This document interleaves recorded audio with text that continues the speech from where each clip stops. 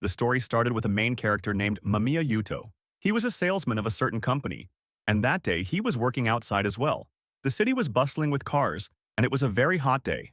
He could not believe he had forced himself to wear a suit in such hot weather and said his superiors were so obstinate. He thought he should have gone to work using a car, even if he had to pay for the gas with his own money. His company was a black company obsessed with passion pay.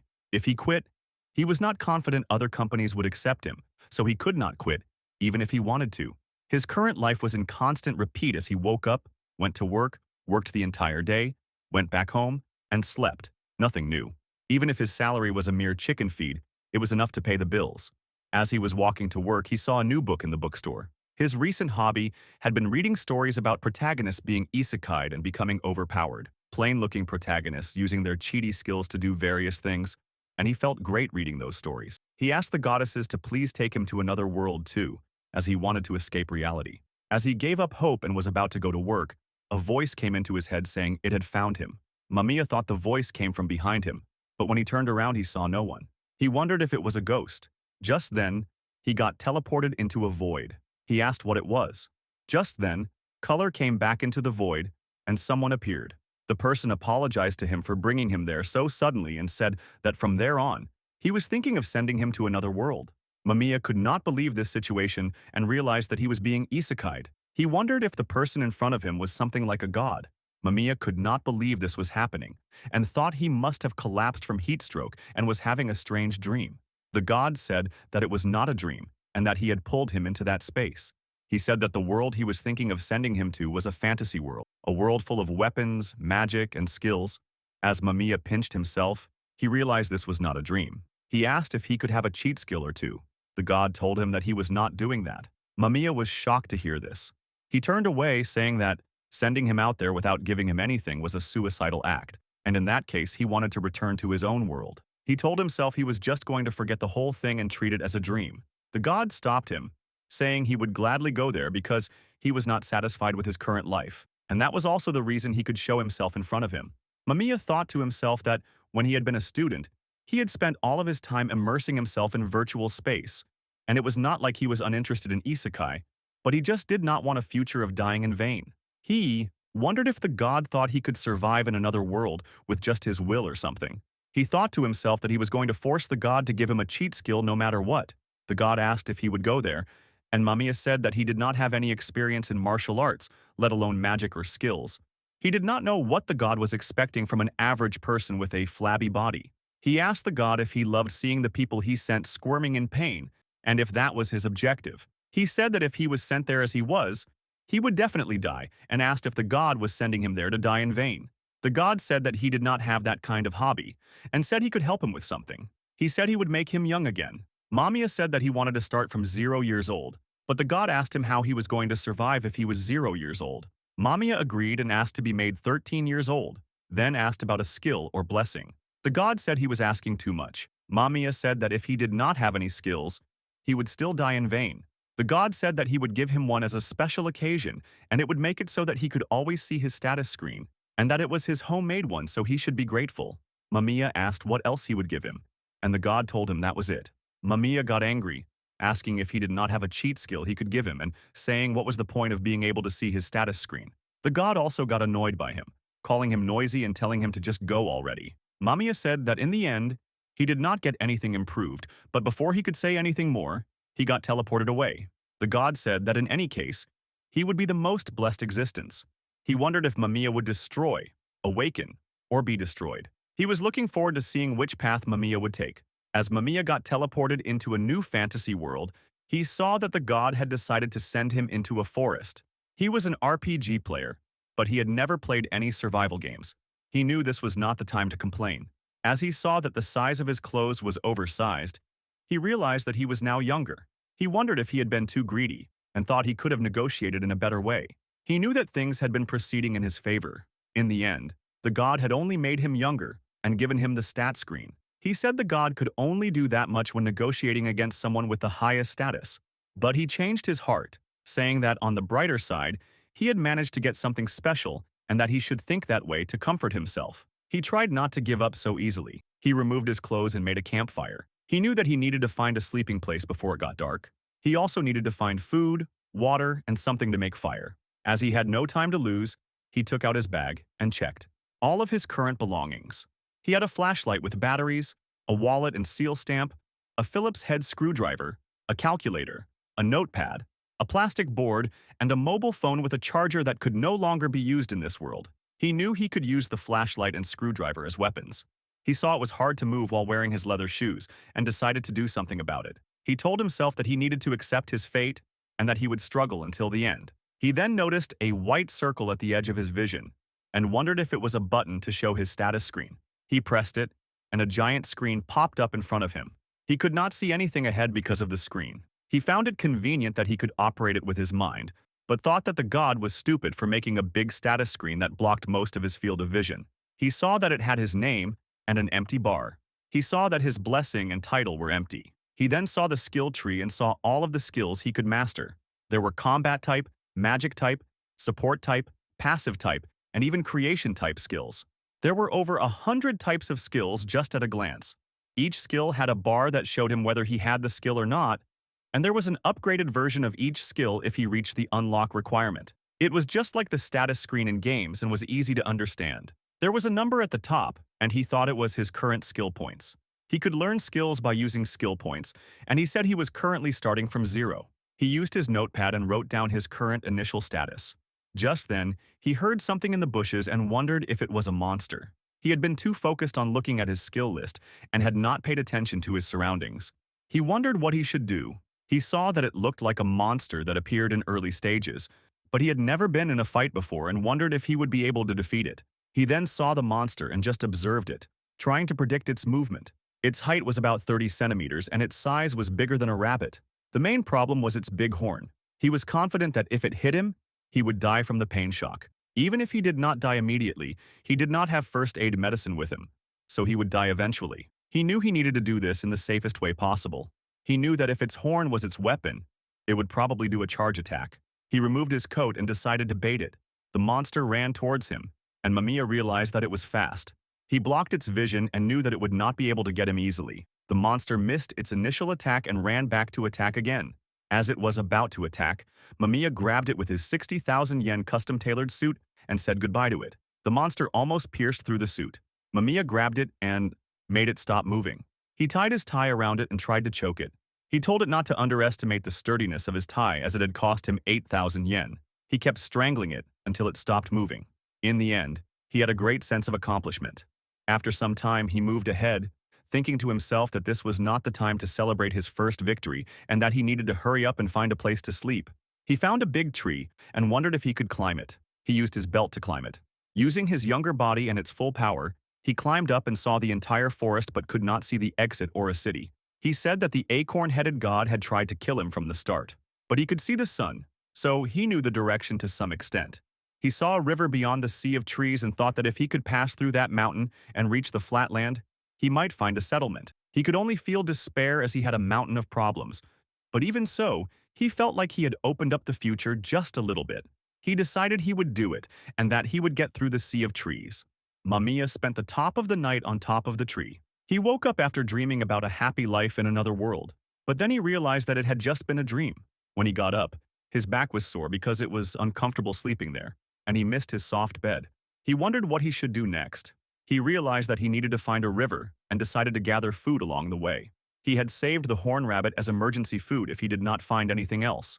He looked at the sun and roughly adjusted his watch to tell the time. He had a multifunctional watch that not only had an orientation function but also a compass. He could not believe he had not thought of using his watch until now and said it was only natural to miss small things when under such a hopeless situation. He climbed down the tree and saw a bird eating fruit on a tree. He wondered if it was poisonous but ate it anyway and said it was delicious. He decided to take as many as he could. As he walked while eating the fruit, he thought to himself that he was slowly progressing forward. He checked his stats screen and saw that his gathering meter had increased. He wondered if it was because he carried the fruits. He saw that there was also an experience bar on his taijutsu and wondered if it was from defeating the rabbit. He said that if his guess was correct, that meant he could increase skill levels by doing the related actions. He thought that it really was just like an otherworld game. He knew this was good news, as he might actually be able to survive through this. Suddenly, there was some noise. He looked over at the bushes and saw a shadowy figure. Unlike the horn rabbit, the shadow was clearly human, and he wondered if it was fine to kill it. He then saw that it was a goblin. The goblin suddenly saw him and charged toward him to attack. As the goblin closed the distance, it managed to scratch him, but Mamiya also managed to stick a pencil into its jaw. He thought to himself that he had been too naive since, as a level 1, his status was lower than the goblins. He knew they were not NPCs that would easily give him experience, but creatures that would try to take his life with full hostility. He knew he needed to throw away his naive thinking and make sure to kill the goblin. He grabbed his screwdriver and made sure the job was done.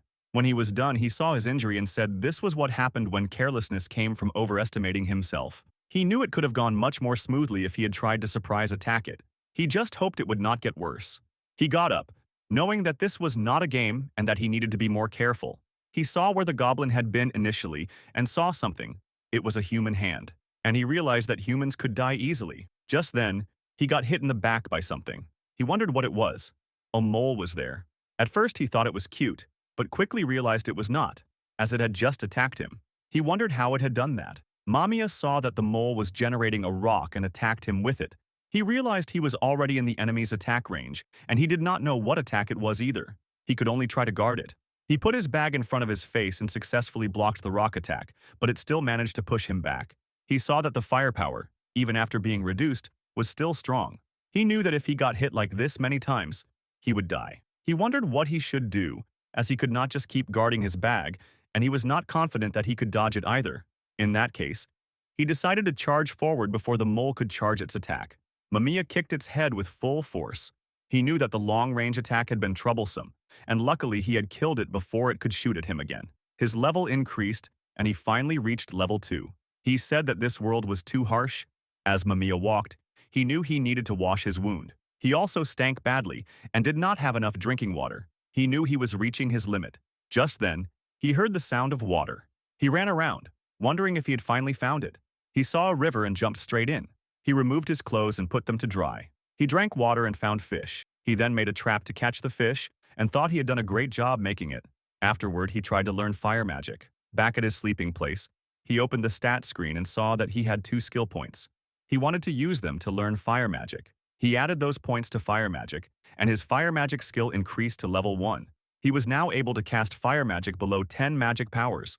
He got excited about it, but then wondered what that meant. He had thought he would learn a spell like Spirit, Gun, but he did not get it. He thought he had a skill and tried it. He said, Fireball, activate, but nothing happened. He wondered if he did not need to say activate. He just said Fireball, and again, nothing happened. He thought he should try it with different hand forms, so he raised both hands and said Fireball, but again, nothing happened. He got frustrated, wondering what it meant to get the skill if he could not use it.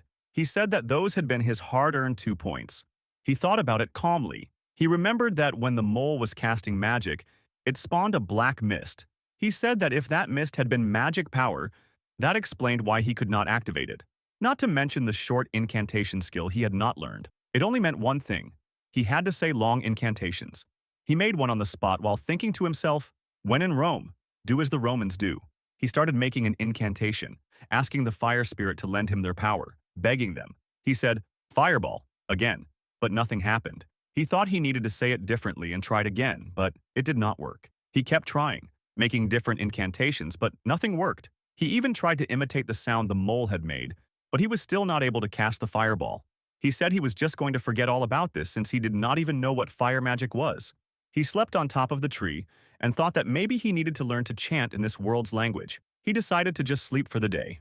In the morning, he said he had wanted to eat grilled fish and grilled rabbit using fire magic, but realized he had no choice but to start a normal campfire. As he walked, he saw a goblin trying to attack him. He prepared his screwdriver and flashlight. He first blinded the goblin with his flashlight and attacked it with the screwdriver, ending it. He said that he was getting used to it and would not bother himself about fire magic anymore. He was scared of parasites, so he could not eat fish raw. He needed to find a settlement and say goodbye to this kind of living. He then found a horned rabbit and killed it as well. He said that he did not want this to be a survival game. He wanted to adventure and enjoy growing stronger. Just then, his level increased to level 3, and he saw that he had learned Level Rush. He looked at it and saw that it was not in the combat skill list and tried to find it. He discovered that it was a skill that made him charge forward at a speed of 130% of his attribute value, and the skill range was up to 5 meters. He said that he had been waiting for this and decided to try it right away. He just said, "Rush." But nothing happened. He tried using it while moving. As he was walking, he said, "Rush," and suddenly he charged ahead at increased speed. Mamiya was happy to use the skill. He knew that his magic power was reduced, so he did not have to shout the skill name. He knew that there was not much use for it now, but he could use it for a surprise attack. The only drawback of using the skill was that his shoes would come off. Mamiya had found a fabulous place to sleep at night. There was a river and fruit trees nearby. It was a supreme resting place to recover his tiredness after spamming the first skill he had gotten, which was Rush. It was also in a high place where goblins could not reach. The comfort level was much better compared to the other sleeping places, and he could actually use his clothes and bag as a base. He checked his status screen and saw that his status increased by 3 every level. He wondered if the max level was 99. Then his final stats would be around 300. He wondered if he would become a muscular man at max level. He said that his stats would also affect his skills and would influence his growth. Fire magic was based on intelligence, and Rush was based on agility. He tried to forget about fire magic and thought about when he had learned the Rush skill, remembering that he had gotten it from defeating the Horn Rabbit. His gathering was at 8%, his stick techniques were at 20%, his shielding at 2%, swimming at 1%, and other stats were also there. He wondered if defeating monsters also increased the percentage of other skills. If so, it would be very beneficial for him to defeat more. There were a lot of skills that could help him in daily life too, and people from this world were probably learning skills according to their life plans. This reminded him of the game he had been addicted to. It was mostly about defeating monsters, but he could also go fishing, enjoy the scenery, or pick up girls. Everyone had enjoyed themselves however they wanted to in that game, while he had simply been seeking power. What he had gotten after playing for 6 years was first place on all servers, and people had called him the God of Cessation. It had been a meaningless glory, though. He had dropped out of college and had been kicked out of his parents' house because of it. But that time had been the most enjoyable moment for him. He said that this world was really his cup of tea. It reminded him of that time, and he got so excited.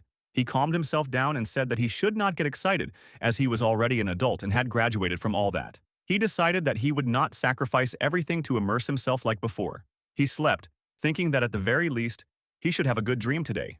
In the morning, as the mole came out of the ground, Mamiya easily kicked it and defeated it. His level had increased to 5, and he said that this was called a pebble bait strategy. He was no longer scared of the moles, and a pebble was necessary for the strategy. He threw the stone at a hole, and when the mole appeared, he kicked it and defeated it. He gained earth magic and presence, detection experience points, and said that defeating the moles was the best so far. He knew he had not gotten much from defeating bare-handed goblins and had only met one that wielded a stick, which he said was probably a rare monster. Just then, he heard something. He wondered if it was a goblin or a new monster. He then recognized that it was a human voice. He wondered who they were and whether it was a woman or a kid. He decided to check it out. He saw a mole on his way and knew it had not noticed him yet. He just kicked it and told it that it was in the way. He then looked in the direction the mole had been facing and saw that there were children, 3 of them, running from something. He saw what they were running from, a goblin wielding a sword, followed by more goblins chasing them. He said he had been avoiding attacking more than one goblin at once, but he had no choice now, and he did not want to see anyone die in front of him. He charged at the goblins trying to help the kids. He told one kid that he would handle 2 of the goblins and asked if he could take care of the rest.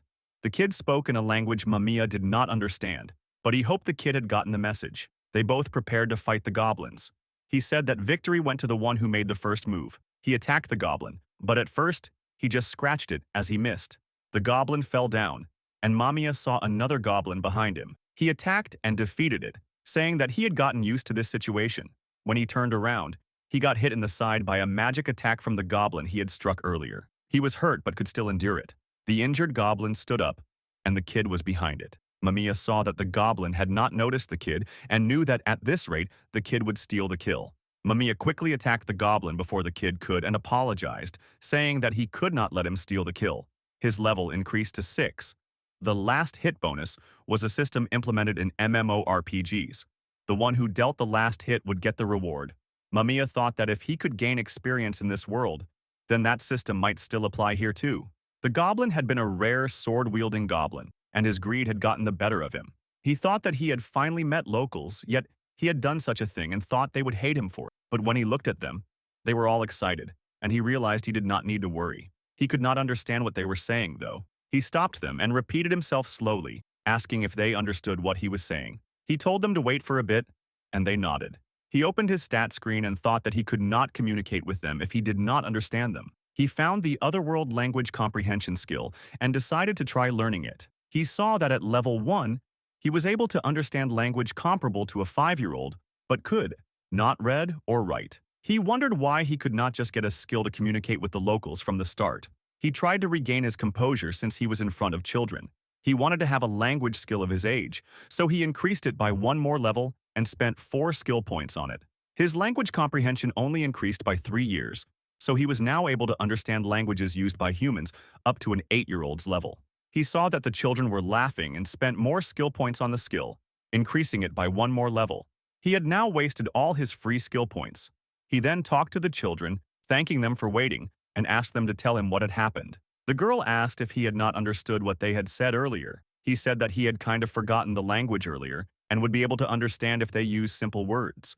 The kid asked him if he had been praying to the gods, as he had never seen anyone being able to do that outside the church. Mamiya was confused and asked them if they lived there. They said that they lived in a nearby town called Bezart Town. They had come there searching for horned rabbits, but had encountered the goblins on their way. And then their friend Pata had broken the rules and run deep into the woods. Pata said that he had not broken any rules and had run straight like he had been told, and May had done the same. Zinc, the confident kid, told him that he was supposed to run straight toward the entrance of the town, and May had simply followed him. May said that she had done it because she had thought Zinc could defeat them. Zinc asked her what he was supposed to do against a sword-wielding goblin. Of course, he had to run. Mamiya saw that they were a rowdy bunch but found it reassuring. He thought to himself that this world was hyping him up because it was like a game, but he had been desperately distracting himself from the thought of dying. He had been fumbling around without survival experience or anyone to consult, knowing that one wrong move could kill him. But now he was together with children from a town. May asked him if he was okay.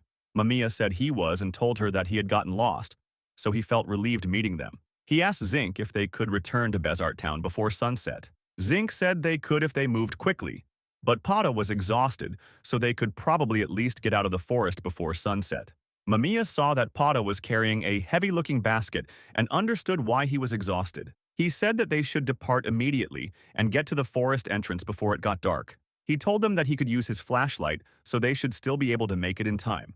May and Zinc were excited to see the flashlight, finding it cool, and asked if it was a magic item. May said that she knew Mamiya was an aristocrat since his clothes were odd. Mamiya said that was enough talking, and that they did not have much time. He asked Zinc if he could lead the way, and Zinc agreed, saying they could see the river so he knew the direction. He said that it would be a detour if they followed the river, so they should cut through the forest. Mamiya agreed, and they all moved ahead. They all moved through the forest.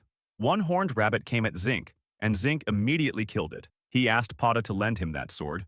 Mamiya asked him if he was not going to use his knife anymore. Zinc said that right now they did not have the luxury to collect magic stones or monster body parts, and that he was just going to test out the blade's sharpness. Mamiya was confused about magic stones and body parts, and asked if they usually gathered those to sell. Zinc said of course, as the magic stones that could be found in this forest were pretty small, so they were not worth a lot of money, but it was still a lot for beginners like them. May asked him if he did not know about magic stones, and Zinc said he bet Mamiya had never sold them because he was rich. Mamiya told them that he was not a noble, and, on the contrary, he was a lower-class corporate slave. May was impressed by this, asking what that amazing-sounding name meant, and if he was taking care of some wonderful creatures. Mamiya ignored the question and asked if they were all a party. May confirmed this, saying Zinc did the hunting, she did the gathering, and Pata did the carrying. They all moved ahead, and May said that herbs and fruits could be sold in the town. Mamiya asked if she was not scared of going into the forest where monsters resided. May said that it was scary, but her family ran a pharmacy. Some people used magic to treat injuries, and medicine for illnesses was expensive and hard to sell, so she needed to do her best to help earn money. Mamiya told her that was amazing. He then saw Pata extremely exhausted and told him to hang in there and that they could go slower. Pata was unable to understand him and apologized for being slow. Mamiya asked May if Pata did not understand what he had said. May confirmed this, explaining that he never had any trouble when helping his family in the fields, but that he had said he would take language comprehension in his next prayer to the goddess. May told Pata that she could not believe he was still struggling with farming. Mamiya heard prayer to the goddess and thought that it was kind of like spending skill points. He saw Zinc around a tree and asked him if there was something above it. Zinc told him that it was not above but under. He explained that huli moles were sensitive to sound and that if he tapped the tree, they would pop out if they were nearby. Mamiya realized that huli moles were probably the moles that had attacked him with magic. He told Zinc that he was quite informed. Zinc smiled, saying his dad had taught him that, and that he had been a hunter. Mamiya asked him if he was going to go on an adventure in the future. Zinc denied this, saying even if he were to go, it would only be to the Raka Plains. He said that there were a lot of strong monsters there, so it would be in the far future. Mamiya saw that Zinc was worried about May and Pada. Zinc said that besides, he lived with his mom, just the two of them, and he needed to get stronger to support his family. Mamiya saw that Zinc was inheriting a dangerous job to support his family. May was risking her life entering the forest to help earn money for her family, and Pada was sacrificing study time to work hard in the fields. He saw that these children were about the same age as his current self, and thought that this was normal in this world, and they might not be entirely wrong about him being a noble. Zinc said that they had not introduced themselves to each other. Mamiya told them that he already knew their names. He thought to himself that it had just slipped out in the heat of the moment. He apologized for the late introduction and told them that his name was Loki. He thought to himself that this name really suited him well. The children were surprised to hear that and asked if he meant the demon lord Loki.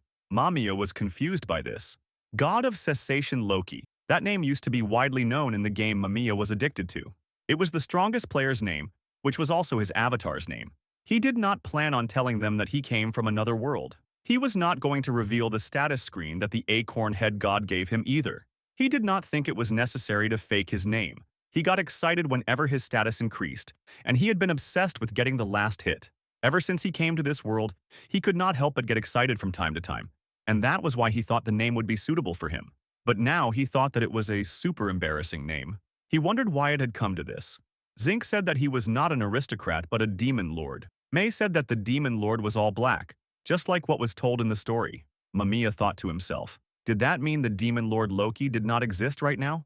He wondered if that acorn head god had summoned him to make him the demon lord. He then thought that he was jumping to conclusions and asked Zinc what the content of that story was. Zinc was surprised that he did not know, even though he was dressed like that. He said that it was the story about the subjugation of the demon lord. The demon lord, who came from the darkness, ruled over the monsters, and he was clad in blackness. A hero who descended from the light, illuminated the world with the holy flash. He said that it was a heroic tale of hero Takuya. Mamiya saw that it was a popular story and thought to himself that it was just a common demon lord and hero story. But then he remembered Takuya.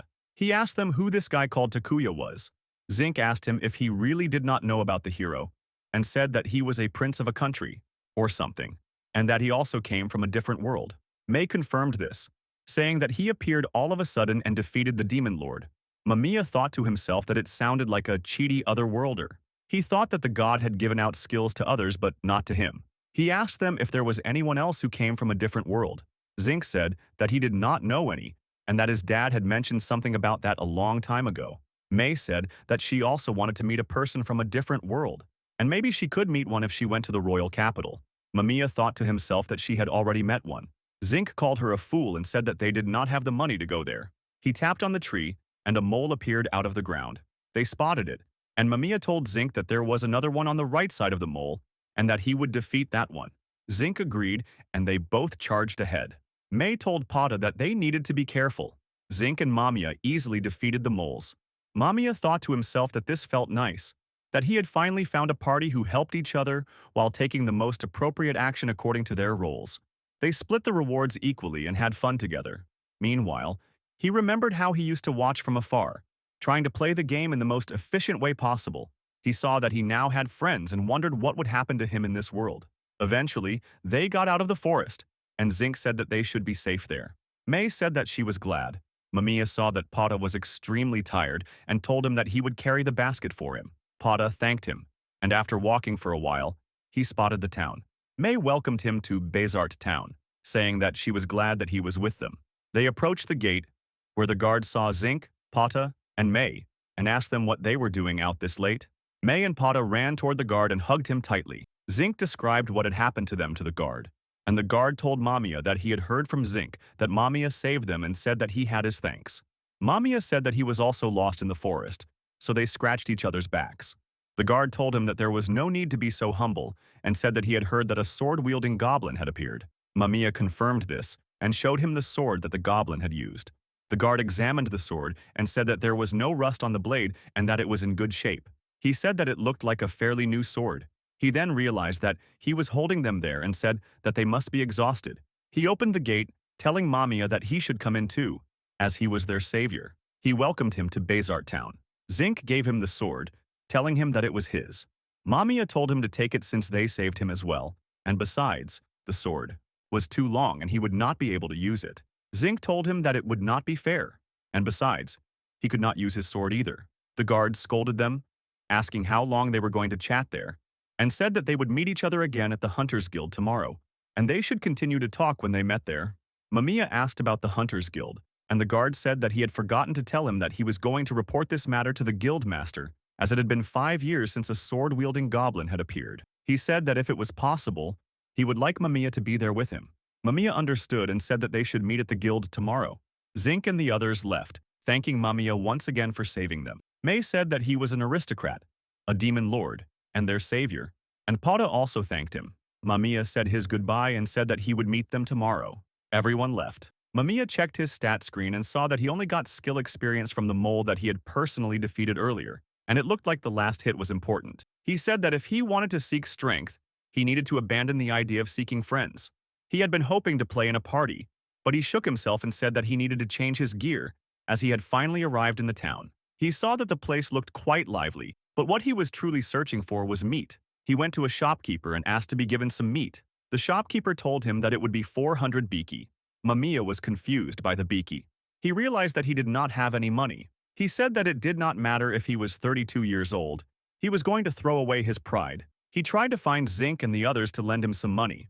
Mamiya was unable to find the others and slept on top of the tree. When he woke up, he saw people making noise when they saw him on the tree. Last night was pretty rough for him, as he had no money. He could not get a proper place to sleep nor proper food to eat. This was a game world after all.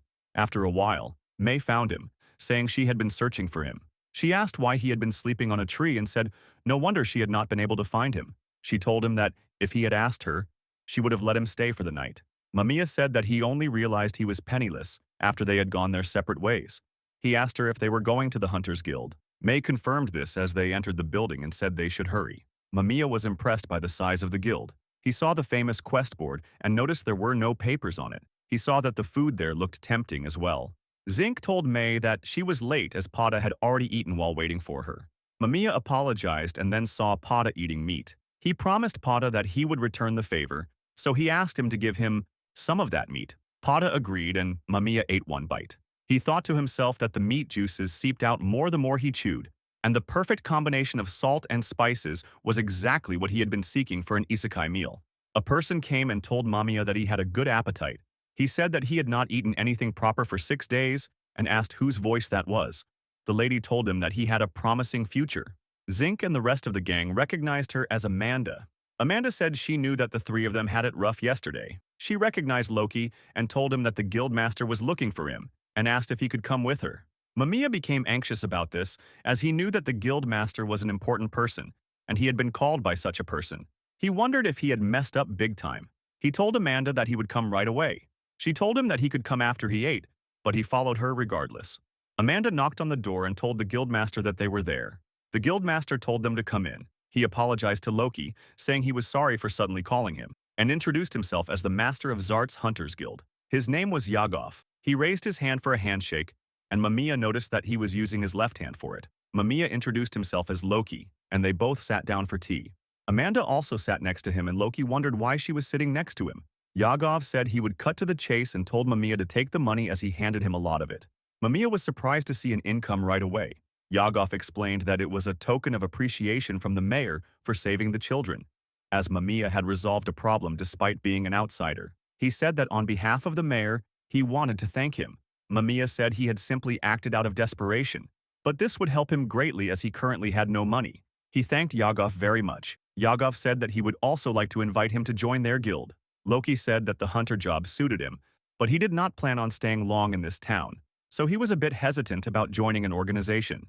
Yagov explained that the Hunters Guild was an independent organization supported by the country, and the information registered there would also work in other countries, so he could rest assured. Mamiya understood and thought to himself that Yagov was not being forceful despite being a big shot, and that he even spoke seriously to a kid like him. He thought Yagov might be a good guy. Yagov was surprised to see that he could understand his words. Mamiya confirmed this, and Yagov said that in addition to his appearance, there was a way to distinguish the country of origin of a person by looking at the movement of the mouth. Mamiya was surprised by this. Yagov said that Mamiya still had a lot to learn, and told him that the language he spoke was different from any country he knew.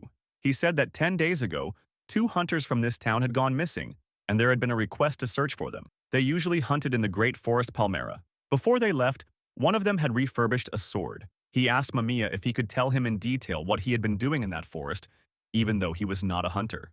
Mamiya realized that he was being suspected. He knew Yagov would ask something regarding that arm, and saw that this had taken quite a turn. He knew Yagov would suspect him more if he told him a bad lie, so he decided to tell him the truth. He told him that he could not say why he had been in the forest, but he did not kill them. As if he had, he would not have shown his face in this town. Yagov asked him if he had seen anything or picked up anything along the way. Mamiya said that 3 or 4 days ago he had seen something resembling a human arm, and it had then been eaten by a goblin. Yagov said that the chance of them still being alive was very slim, and that it would be difficult to collect their remains. Mamiya said that he would return the sword that he had taken from the goblin to their family, and that he could also help search for the remains. Yagov told him that would not be necessary, as the missing hunters were a couple, and had no close relatives, and he told Mamiya that he could take the sword. Mamiya was surprised by this. Yagov apologized, saying it was not like he was suspecting him, but although such incidents commonly occurred due to the nature of being a hunter, he could not simply shrug it off. He told Mamiya that it was all from him, and said that the registration desk would be open from noon and it would be nice for him to join them. He gave Mamiya his best regards, and Mamiya left the room. He wondered what all of that had been about, and why Yagov had mentioned searching for the remains. Had he tried to make him sympathize? Mamiya remembered Yagov's eyes and said they reminded him of the company's director.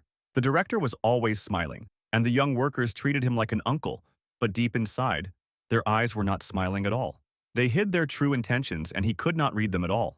Mamiya took back what he had thought earlier and said he did not like that person. Amanda told Yagov that he seemed perplexed for once. Yagov said Mamiya was too sharp for a kid, and that it was highly possible he was the same age as those 4, but he could not be sure. Amanda said that was a bold statement and asked Yagov for his reasoning. Yagov asked her to remember the lost articles that had been found 6 years ago. Amanda said she remembered. They had been shoes, a watch, and a glass board, all of them with peculiar shapes they had never seen before, and they had been placed under the National Secret Relics Second Legacy category. Yagov said that Mamiya had a watch and it was moving. Amanda asked if that was true. Yagov said that if Mamiya had picked it up in the forest, he would have tried to hide it, yet he did not. He also did not mention it when questioned, as if it had been his from the beginning. His attention had been focused on clearing the suspicion of murder. He told Amanda to watch every moment of Mamiya and keep him informed. However, she could not go over the line, as it would be a disaster if their town were to disappear because she had offended him. Amanda told him to leave it to her. Yagov thought to himself that Mamiya had named himself after the demon lord's name and said he was a mysterious person. He wanted to find out his objective as soon as possible. He said that ever since then, there had not been any remarkable development in the town, but he hoped Mamiya's existence could bring a big positive change to the town. He asked Mamiya to be good to them. Mamiya returned to Zink and the others, and May asked him how it went. Mamiya showed them the money he had received, and Zink and the others were surprised. Zink asked him what the reward was for, and Mamiya said that it was for saving them, and that it was a token of appreciation from the mayor. May said that if it had been an emergency quest, he could have gotten more, around 100,000 biki for each person, if she was not wrong.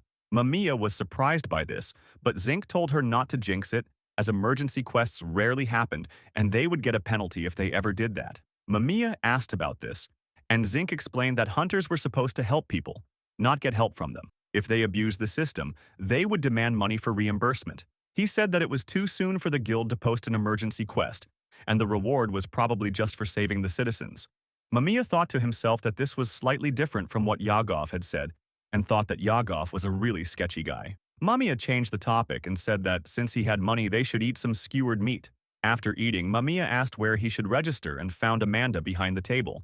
Amanda introduced herself as the guild's receptionist and said that her position was the third highest there and that it was the right thing to remember her name.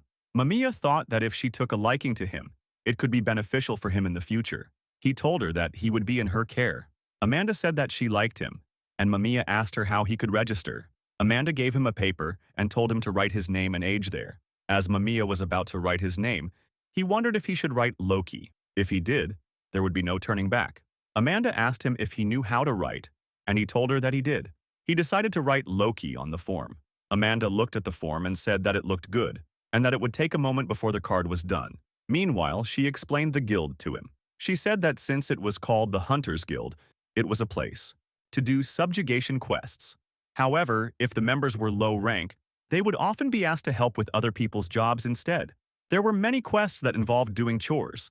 Mamiya asked about his rank, and Amanda told him that everyone started at G rank. The rank ranged from G to A, and the highest was S. There were a total of 8 ranks, and basically, he could only take quests in accordance with his rank or lower. However, there was an exception. If he had the guildmaster's permission, he could take a quest 1 rank above his own. Mamiya got frustrated, realizing that he needed to get that permission. But Amanda told him that he should be able to get it since he had defeated a sword-wielding goblin. He asked how he could rank up, and Amanda told him that it was non-public information and apologized for not telling him. He then asked if there would be a promotion exam, and Amanda said that it was a good question. She told him that when he got to rank B, there would be a practical exam, and for S rank promotion there would be an interview with the headquarters grandmaster. She told him that to get promoted, he needed to contribute to the guild and show his abilities. Mamiya thought to himself that it was a meritocracy system. In other words, as long as he increased his levels and worked hard, he would get appropriate rewards. It was completely different from a black company where the harder he worked, the more work he got, but here he was risking his life as well. Amanda said that his card was done and gave it to him. She said she was looking forward to his achievements and called him Newbie Hunter Loki. She said that she had explained everything about the guild but told him that if he had any questions, he should feel free to ask. Mamiya asked if that was okay, and Amanda said that the master had told her to take care of him, and besides, he was still not used to this. Mamiya said that would be helpful and told her that he had many questions. He asked Amanda to tell him about a good hunting spot. Amanda called him cute for asking that and said that for the lower ranks, it would be the first layer of the Great Forest Palmera, since not many people went there. If he wanted to rank up fast, she recommended going to the Raka Plains and Luluve Forest. Mamiya remembered that Zinc had also mentioned that place. He asked about the first layer, and Amanda told him that in the shallow area there would only be horned rabbits or goblins, but there were a lot of mysteries deeper in. Mamiya thought to himself that it was an unknown area that even the residents did not know about. He asked her if she could tell him more about that. Amanda called him curious and said that the first layer was for beginners. And once he entered the forest, he would encounter a troublesome monster called Huli moles. They were the reason the place was unpopular, and according to records, it took 60 days to reach the second layer. According to the people who reached the third layer, the strength of the monsters was standardized for each layer. She told him that legend said only the Birdman tribe had ever reached the 5th layer, and she was not sure whether it was true or not. The Great Forest Palmera was a large forest that covered 1/4 of the continent, and it was impossible to know everything inside it. Mamiya said that it was an amazing place, and thought to himself that it was like the last dungeon usually located near the starter village in games. He thanked Amanda for answering his newbie questions and moved to his next one. He asked if lower ranks could not take higher rank quests. Did that mean he could not hurt monsters that were ranked higher than him? Amanda said that he had suddenly become uncute and told him that the answer was simple. He just would not get his subjugation reward. He asked her what would happen if it was a common subsequent quest, and Amanda said that she did not like that question but confirmed that he would still get the reward that way, though the reward would decrease. Mamiya said that was fine, as it was enough as long as there was no penalty. Amanda looked at him angrily and asked if he was intending to go to the deeper layers of the Great Palmera Forest. Mamiya said that it was impossible for him at the moment, but Amanda said that his face said otherwise. Mamiya said that he was just going to set the place as his goal. Amanda said that she hoped he understood the reason why the guild did not provide benefits for out-of-rank subjugations, as recklessness was not needed for hunters and life was important. Mamiya then asked another question. After a while, Amanda got tired of answering his questions. Mamiya thanked her, and she told him that if he wanted to know more, he should just read some books in the document room. Mamiya was surprised to hear that there were books there. Amanda told him that they were very valuable books, so they were heavily guarded, and if he accidentally tore a page, he might become a slave for eternity, so he should be careful. Mamiya got scared and told her that he would be careful. He left the reception thinking to himself that was close. He had been thinking of writing down a list of questions he wanted to ask, and he was glad he had not. He saw that paper was very valuable there, and that was why they used wood blocks on the board instead of paper. Just then, Zinc called out and asked if he had finished registering. Mamiya showed him his hunter's card. Zinc told him that they had sold their materials while waiting for him, so they should split the money evenly. They had gotten 22,000 biki. Mamiya said that would be 5,500 biki each. May was surprised that he could count so fast and asked him if he was a merchant. Mamiya denied it. Zinc said that he was going to sell the sword too, and asked Mamiya if he had any plans after this. Mamiya said he did not have any plans and told him that he would come with him since he wanted to know where the weapon shop was anyway. Zinc showed him the way, and they arrived at the shop. The shopkeeper said that the sword was worth 50,000 bike. Mamiya asked him to increase it to 80,000 bike, saying that it was tough obtaining the sword and that they needed to spread the money evenly between the four of them. The shopkeeper told him that he was running a business and could not go into deficit from the trade. He said that if they wanted to split evenly between the four of them, he would make it 40,000 biki. Mamiya thought for a second and said that this sword was secondhand and asked if he was going to sell it to the marketplace outside. The shopkeeper agreed, and Mamiya continued, saying that in the marketplace outside, this kind of sword sold for 100,000 biki, so its value was 100,000 bik, meaning the shopkeeper could increase the price and still make a profit. The shopkeeper was surprised to hear this. He asked how about 60,000 biki, saying that even if it looked profitable, he would not profit until he sold the sword and could not go higher than that. Mamiya said that the sword had been bought from this shop 10 days ago. The gatekeeper had also mentioned that the sword was of high quality despite being second-hand. He told the shopkeeper that he knew the sword would sell fast. He said that he was thinking around 72,000 biki for the sword, calling it a good offer, and asked the shopkeeper what he thought. He said that if the shopkeeper refused, then he would just give it to Pada. The shopkeeper reluctantly agreed, saying he would buy it for 72,000 biki. Mamiya then asked about his knife, and the shopkeeper told him to just name his price from the start next time. Mamiya spent 3,000 biki on 2 sets of used clothes, and spent 40,000 biki on good hunter shoes. He also got himself a weapon at a cheaper price and obtained his beginner equipment for 50,000 biki. He promised that he would buy things from that store without bargaining next time. He had secured a bed as well for 3,000 biki per night, and things were going smoothly for him. He saw that it was already noon and thought he should go. The ringing of the bell indicated the time. They also used magic stones to fuel lamps. Paper was precious, and wooden boards were commonly used around there. He had learned some common information and was getting excited about what would happen next. He approached Amanda, and Amanda told him that he had changed his look and that he looked lovely. Mamiya asked about the things he had requested, and Amanda told him that she had gotten the special permission for the F-rank quest. However, he needed to form a party since he was still a newbie. Mamiya said he would do his best. That being said, he knew there was really no merit in him forming a party. He knew he could do things more easily by dividing the roles, and if he wanted to stay there for a long period of time, it might be fine to disregard gaining experience efficiently. But he felt like he could explore the Great Palmyra Forest by himself. Right now, he needed money more than anything, and he did not want to share his experience and rewards with others. He left the guild, feeling bad for Amanda, but decided to go alone on this one. The guard in front of the gate saw that Mamiya had become a hunter and told him to be sure to return before nightfall. Mamiya saw that they were all worried about him and left the town, telling the guard, "Of course." He went to the first layer of the Great Forest Palmyra. He knew that the horned rabbit's subjugation reward was 800 biki, and its belt and meat cost around 5,000 biki. For goblins, the subjugation reward was 1,000 biki and 1,500 for the magic stone. For huli moles, it was 1,000 biki, and the magic stone was worth 2,000. He thought that, from the perspective of money rewards, it was more efficient to hunt rabbits. But since he was soloing, farming magic stones, which were light and easy to carry, was also an option. He decided he would just test things for today. As he spotted a horned rabbit, he remembered how Zinc had taken one out and decided to try that. He did it efficiently and thought to himself that he could see its movement clearer than before because he had increased his level. Even an ordinary person like him had become much stronger than before, and status blessings were better than he had thought. He took out many of the horned rabbits. He then spotted a goblin. He knew that, with his current state, he might be able to defeat a goblin without using the flashlight. As the goblin charged toward him to attack, Mamiya cut him in the stomach and defeated him. He thought to himself that this feeling was like the realization of a character's growth after playing a game for a while, and he was having the most fun moment. He decided to hunt many more. 1 hour later, as he was dissecting a goblin, he started to puke and felt nauseous. He found it really tough, as it was too grotesque. He had only learned dismemberment from an experiment video in science class.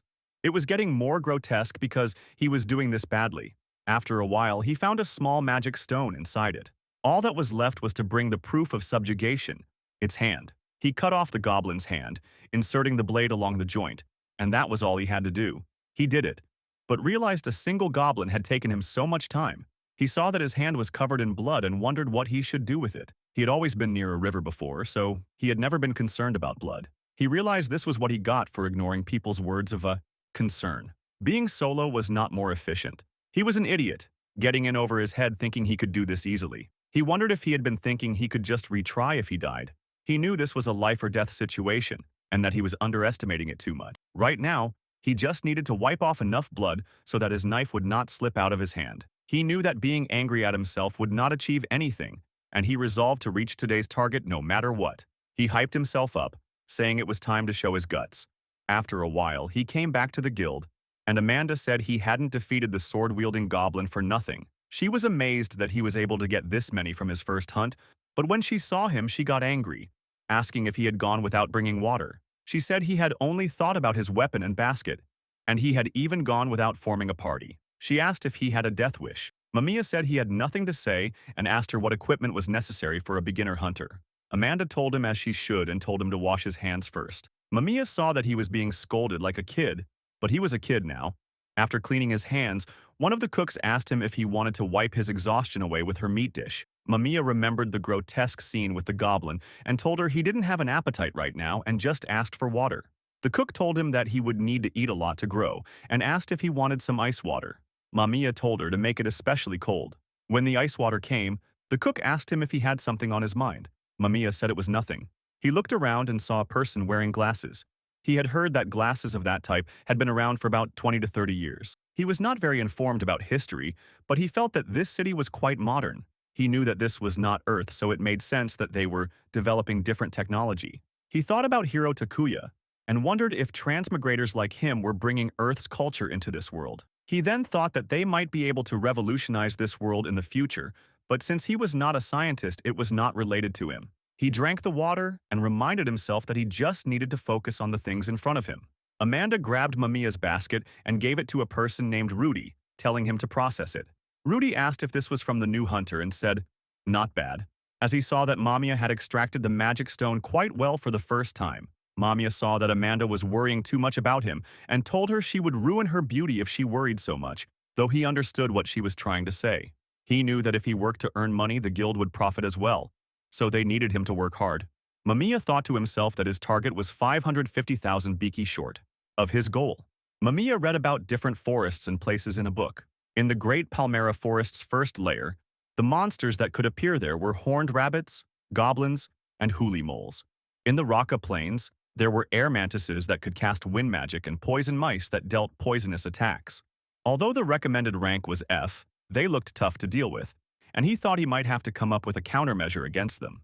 In the Luluvi Forest, there were rig spiders that could spew sticky threads up to 50 centimeters long, small wolves that hunted in packs, and giant orcs. The recommended rank was E, and he was still too weak to fight against them. Mamiya read that these were the monsters that could appear around Bizarre Town. He thought to himself that, ignoring the difficulty of dismembering them, the combat difficulty in Palmera should be easy enough for him. The problem was deciding when he should change his hunting spot. He thought it would have been easier for him to decide if the book had also listed recommended levels. In a game, he could just explore without caring about the risks, but he didn't think he could do that here. Just then, someone came and told him that the calculation was finished. It was Rudy, who told Mamiya that his total was 48,500 biki and said he was pretty good to be able to earn that much in half a day.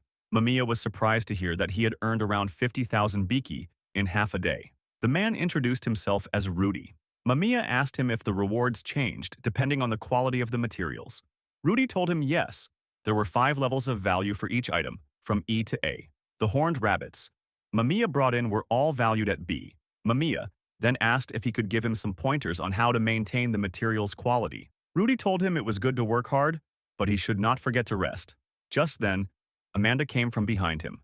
Mamiya knew Amanda had been concerned about him, but thought to himself that if he could hunt efficiently, he might be able to earn 100,000 biki in a day. He wanted to find a hunting spot that would allow him to earn efficiently. He needed to get proper equipment since he was still inefficient, and he couldn't just sit idly while thinking about all of this. Amanda asked him if she hadn't told him that she would teach him the basics of hunting thoroughly. Mamiya tried to avoid her by saying that he needed to go shopping for essentials. Amanda agreed and told him not to do anything reckless. She gave him a stone and said she had forgotten to give it to him earlier. Mamiya knew it was a church coin and went to a church, saying that he could check his status there. He knew that he could check his status at any time and didn't really need it, but he was curious about how people normally checked their status. Zinc arrived and asked him if he was done hunting for the day. Mamiya told him that he was about to go shopping. Then he got an idea and said that Zinc had come at a good time. He showed him the silver coin he had received from Amanda and said he would give it to him. Zinc asked if that wasn't the thing that allowed him to check his status for free and asked if Mamiya wasn't going to use it. Mamiya said he wouldn't need it for a while and that it would be a waste if he just kept it. Zinc said that it had been almost 2 years since he had checked his status and that he had been thinking about doing it, but he felt bad about taking it for free. Mamiya told him it was fine and not to worry about it. In exchange, he asked if Zinc could tell him the process of checking status in Bizart. Zinc was confused, and Mamiya explained that he was just curious and wondered if it was different here. He wondered if his reasons sounded too weak. Zinc told him that a series of letters would appear on the black slate, showing their learned skills and their levels, and asked if it wasn't the same everywhere. Mamiya understood and thought about it. He asked if there were no numbers or anything. They were all confused, and May asked if he meant the number of learned skills. She told him that in her case, she had language comprehension, gathering, and herbalist. But Mamiya cut her off, saying that she shouldn't reveal her skills in public like that because there might be bad people around. Zinc said he had also heard from his father long ago that if someone had a rare skill, they might get kidnapped or turned into a slave. May understood and said she would keep them a secret. Zinc teased her, saying it had nothing to do with her. May asked why, but before he could answer, the church door opened and a nun came out, telling the children to calm down because they were disturbing others. May apologized, and the sister saw Mamiya and said she hadn't seen him before. May told her that he was a new hunter and very strong. Zinc said he was explaining to him about checking status. The sister asked Mamiya if he was from a deserted village and said he could ask her anything about the church. Mamiya said he didn't have any questions yet, and asked her to please teach him when the time came. The sister said he was quite well-mannered and had a promising future. Mamiya reflexively used his business smile and thanked her very much, saying he would do his best in hunting monsters. The sister told him that was good, but said the goddess would always watch his daily conduct and told him to always follow the path of virtue so he would be blessed by the goddess. Mamiya thought to himself that the acorn head god was definitely not watching his daily conduct. He then realized that the acorn head wasn't even a goddess, so he didn't count. He knew that he could gain experience by doing daily things, so he understood where she was coming from. But hunting monsters was the most efficient way for him to obtain new skills. He told everyone that he was going shopping, otherwise he wouldn't be back in time for dinner. They all said goodbye, and Mamiya went back to his lodging. He was glad that today's dinner was fish because he didn't think he could eat meat for a while. He knew that monsters bled when they were cut, and that the smell of their corpses would make him nauseous. He had said it casually, as though he was playing a game, but hunting monsters meant killing living beings. He knew that this world was, without a doubt, real. He told the acorn head god that he understood his words now, that many things were handmade, and said he would be grateful. He thought that accumulating virtues was just another way of gaining experience. The reason everyone wasn't fixated on the last hit was because they didn't necessarily need it to make a living. He had thought there was an unwritten rule about it, but there wasn't. They simply didn't know about it. It was the same with skill lists as well. He could see and learn skills and try to level them up to a certain extent, but everyone else didn't even have a clue. For them, status checks were just confirmations of which skills they had. They couldn't see their levels or numerical status. Meanwhile, he could see those numbers, and it was certainly a cheat-like skill. That was why he couldn't help but treat it like a game. He ignored people's concerns about him because, in the end, he was the one living with the consequences. He thought he might even use the children for his own benefit, something he wouldn't have even considered in his original world. The reason was simple. He could truly get stronger in this world if he put in the effort. He couldn't restrain his pursuit of strength and didn't want to go through a phase where he was bullied by others again. He told the acorn head god in his mind that, at this rate, he might become corrupted. He said it was still not too late and asked if he could be returned to his original world. Just then, the lights went out and everything became pitch black. Mamiya then remembered Demon Lord Loki, an existence he had learned about only because he had used the same name, and the one who was said to have been defeated by Takuya, who had come from another world. Mamiya said that his personality was not suited to becoming a hero, and that at this rate, he might become the Demon Lord and conquer the world. Mamiya saw that the acorn head god didn't respond to him. In that case, he thought, he would just do whatever he wanted. He didn't know why he had been summoned to this world, but he thought he would just live for his own sake. He wondered if he should tell Zinc and the others the truth. The next day, as Mamiya got up from his bed, his body felt heavy and his feet hurt. He knew that this was the result of him being too reckless in a 14-year-old body. He knew that he had a stamina problem. There was no stamina value in his status, so he could do nothing about it, and he had been training by jogging for the past 3 days. He decided he would do some light training that day. Just then, a kid jumped in front of him. He worried that the kid was being attacked by some monsters. As he rushed to save him, a lady appeared and defeated the goblin. Mamiya was confused by this and asked them if they were okay.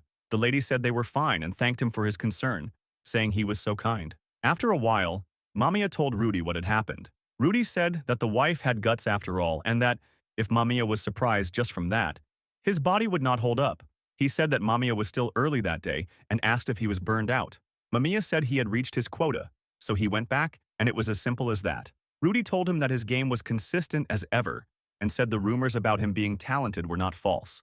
Mamiya said that he did not want to stand out, so those kinds of rumors troubled him, but he did not want to reduce his income because of that. Rudy asked if he was saving to buy something.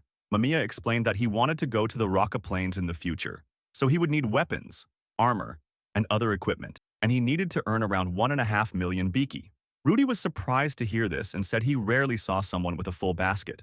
He told Mamiya he had better give up on not standing out, as most of the hunters in that town were not really hunters, but were just selling leftover materials from side hustles. Mamiya now understood why the lady looked like that. Rudy told him that it was more profitable to sell everything other than subjugated monster parts at the specialty store, and that if he delivered monster materials consistently every day in such a situation, he would stand out even if he did not like it. He continued, saying that since Mamiya was contributing to the guild that way, he would be valued better, and it was fine. Mamiya said it was connected to rank increase, so it could not be helped. Rudy said that he had been seeing Mamiya always carry around his gold coin rewards and that it concerned him. He asked him if he knew that he could keep his gold coins in the guild. Mamiya was surprised to know this and said he wanted to. After a while, he exited the guild, wondering why Amanda had not told him such an important piece of information. It would not be funny if people robbed him after he accumulated 1.5 million. Just then, he bumped into someone and apologized, saying he had not been paying attention. He saw that person coming out of a store that looked like a jewelry store. He went inside and saw a lady who asked him if he was there to buy magic stones or sell them. Mamiya was surprised to hear that those were all magic stones. The lady asked him what he thought they were, if not magic stones. She saw that Mamiya was excited and asked if he was unfamiliar with magic items. She said she would tell him about them. She explained that magic stones came in many colors and that their attributes changed depending on their color. Black meant null attribute, red meant fire attribute, and so on. She thought he had at least seen a black magic stone. She showed him one, and Mamiya said he had seen it. He was excited to see magic stones with attributes. The lady explained that null attributes were usually enough for everyday life and then asked him what he thought a large, good-colored magic stone was useful for. Mamiya then understood, and she explained that if he used a magic stone, he could enchant his equipment with attributes. Mamiya asked if that meant he could have 2 swords with different elements.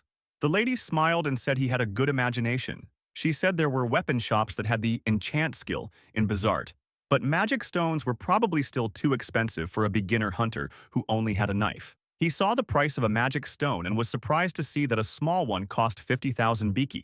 He said that Huli Mole magic stones were worth around 2,000 biki. The lady said that earth attribute magic stones were only used for construction and, unlike fire or ice, were unpopular. Mamiya said that made sense, and the lady told him he could come again once he got enough money. Mamiya left and said he already needed a lot of money just to get his equipment, and now that he had discovered magic attributes, it broadened his horizons. He said it was now time for dinner, and just then he smelled something. The smell reminded him of India, and he wondered if it could be Indian food. He entered the place where the smell was coming from, and the owner asked him if he knew about curry. Mamiya said of course he knew. As he was about to sit, the owner stopped him, saying he did not know where Mamiya knew about it from. But did he really have the resolution to sit on that chair? He explained that his menu had only curry, the ultimate dish with plenty of spices, and that it was 9,000 biki per portion. Mamiya knew it was expensive, but his body already desired it. He said he would pay and asked for one. The owner then gave him the curry. Mamiya said there was no mistaking it, as it was the curry he knew. He found it nostalgic, as he often ate it for lunch at work. As he ate, his mouth screamed in pain because it was too spicy and hurt. But there was a delicious taste behind the spiciness, and he could not stop eating it. After he was done, he cried from the pain but thanked the owner for the food. As he left, he felt guilty for paying 9,000 per meal when he was trying to gather 1.5 million biki. But he moved ahead, saying it was fine since it was delicious. He said the taste was so familiar and wondered if there were other people there who had come from Earth. Curry was an ultimate dish abundant with spices, but one portion was insanely expensive. So, Mamiya decided he would only eat it when he wanted to reward himself. He said everything had gone okay this time, and he needed to be careful not to enter a store carelessly. He was still dreaming about the curry's delicious taste. Just then, a lady stopped him, asked if he was Loki, and thanked him for taking care of her daughter. She introduced herself as May's mother. Her father was also with her. Mamiya understood that since they were May's parents, the shop in front of him must be a pharmacy. He said he felt like he had seen her before. The mother said she was often in the forest, so he might have seen her there. Just then, the door opened, and May got excited to see that Loki was there. She said they should play by the river tomorrow. Mamiya was confused, but May grabbed his hand, saying it would be fun, that the water felt great, and that he could catch fish there too. She ran away, saying she would invite Pada and Zinc as well. Mamiya said she had left like a storm, and her mom apologized, saying she was always like that. Her father said he used to play by the river as well when he was little, and playing there was nice. Her mother told him that he still often fished there, then apologized to Mamiya for the sudden invitation and asked if he could accompany May. Mamiya said he did not get a chance to refuse, but if it was with the three of them, he knew it would be fun. Her mom thanked him, saying they would be safe with him around. Mamiya saw that he was being relied on and wondered if it was because he had saved them before, though he felt like Zinc was much stronger than him. Although he had a skill that allowed him to look into his status, it was not like he could become unparalleled, and Zinc was more reliable. Her mother then remembered something and gave him a vial. Mamiya asked what it was, and her mother explained that it was medicine that could help ease muscle pain and recover fatigue. She said it must have been tough for him to run around every day. Mamiya asked if she was seriously giving this to him, and thanked her, asking how much it cost. Her mother told him he did not need to pay, and that he should take it as thanks for saving her daughter from the goblins. Mamiya said he did not want to take it for free, and insisted on paying. Her mother seemed to struggle a bit, and Mamiya saw that her face had become clouded. He wondered if she had given him the medicine for its placebo effect. Her mother said she appreciated his thoughtfulness, but it was just a leftover, and besides, medicine was expensive, and she could not let him pay such a large sum. Mamiya realized what she meant. He thought to himself that curry had also been expensive, and if there were expensive medicines, precious herbs must have been used in their making. If that was the case, he could have high expectations for the effects. He asked if he could have some medicine for stomach pain. After a while, he thanked her for the medicine, saying he would come back to buy more if it worked well. He left and, after a while, met with Zinc and Pada. May also came and said they should hurry up and go. Zinc saw that she was so pumped up. Loki had brought a fishing rod, and Mamiya said he had bought the cheapest one, which should be good enough. Zinc told him to just put them in Pada's basket since he and Loki would check the surroundings as a precaution while they moved. Mamiya asked how long it would take to reach there. Zinc told him it would take around 2 hours. Mamiya was shocked to hear it, as he would have to walk 2 hours just to play, and said this world was too wild. After a while, they arrived at the place. Mamiya started fishing while May looked around. Zinc said they should have lunch, but Mamiya said he still had not caught one. He saw that it was such peaceful scenery and felt calmed by it. Pada caught one more fish while Zinc was about to catch one. May said she had brought her mother's lunchbox, and Pada said he would share his fish. They all decided to eat together, and Mamiya thanked Pada. Zinc laughed, saying May was a special case, but he had not expected Mamiya to be bad at fishing. May opened her lunchbox, saying her mom had prepared a lot of things. Zinc was happy to see that she had even brought a magic tool to ignite fire. Mamiya was surprised to hear about the magic tool, and May said it was simple, and that she would teach him. She showed him the magic tool with its switch and fuel tank, saying this was where to insert the magic stone, and if he turned the knob, it would start a fire. Mamiya was impressed, saying this was super convenient and that he would be able to make fire easily if he had one. He made a campfire and said they should eat grilled fish. Zinc said he seriously could not tell whether Mamiya was knowledgeable or not. After a while, they all ate fish and enjoyed themselves. Mamiya said it was about ready and showed them the insects he had cooked. Everyone was confused, but Mamiya told them they were delicious if eaten with salt. They all listened to him, ate, and said it was delicious. May said she wanted to eat more, and Zinc agreed. Mamiya said they should catch more to digest their lunch and have a team battle. Zinc asked how they would divide into teams. Mamiya asked if they knew a convenient game called rock, paper, scissors. They did not know it, so Mamiya taught them the game. After a while, they were ready, and the teams were decided. May and Zinc were in one team, saying they would not lose and would not go easy, so Loki should be prepared. Mamiya teamed with Pada and told him they should do their best. He knew he could not communicate well with Pada and wondered what he should do. He decided to use gestures to explain. He told Pada to move the rocks so he could take the insects underneath them. Pada understood, and after a while, Mamiya commanded him to move the rocks over different places while he took the insects. Mamiya kept telling him to move the rocks again and again, then wondered if he had overdone it. He apologized, telling Pada they should go slower. Pada said he was fine and not tired. Mamiya told him he did not need to force himself, then waited and realized he had actually communicated with him. Pada cried, saying he understood Mamiya's words. Mamiya called everyone and Pada hugged him, saying he could talk with Loki too. Everyone was happy and said it was amazing. Zinc asked if it was because Pada had been talking to Loki. Mamiya wondered if that meant he had become a teacher of isekai language and whether his foreign language comprehension skill had increased just by talking to him. He told himself that this was not the time to think about it. He told Pada that this was the result of his efforts and congratulated him. He said that to celebrate, there was a store he wanted to take them to. He took them to the curry store where they ate curry and almost died from the spiciness. A few days later, Mamiya woke up saying his body felt much lighter than yesterday. Mamiya said this was expected of expensive medicine and that he needed to ask May's mother about the price next time. He went to the guild, thinking that with yesterday's reward, his goal of 1.5 million Biki had been accomplished. He checked his status and saw that his charge skill had increased to level 3, and his presence deduction was now level 3 as well. He visited Amanda, who asked him why he had not been visiting her. Mamiya said it was better to keep his reward money in the guild after all. Amanda agreed, saying she was not saying that just because she missed him. Mamiya asked if something had happened. Amanda congratulated him, saying he had been promoted to F rank 6 days ago while he had been away. Mamiya apologized and said the timing was perfect, then asked for a withdrawal. He said he wanted to sort out his equipment and challenge the Rockaplanes. Amanda gave him his new license reflecting his new rank and said that the license looked good on him. She saw that Mamiya was troubled and asked what was the matter. Mamiya said he was just wondering if he could change the material of the card. Amanda told him he could and explained that various minerals were assigned according to rank.